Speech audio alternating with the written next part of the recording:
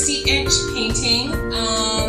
It is being shipped off to Tennessee sometime this week, and so I am about to take the frog tape off the edges, and here we go.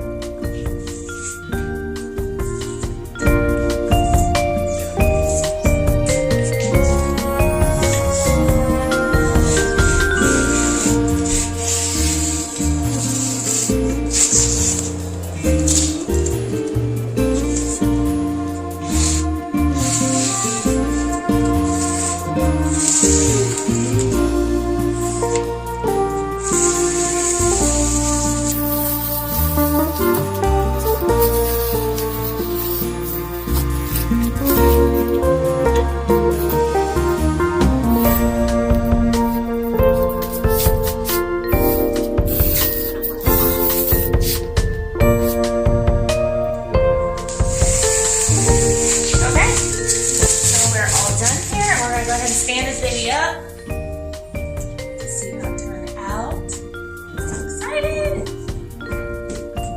Alright.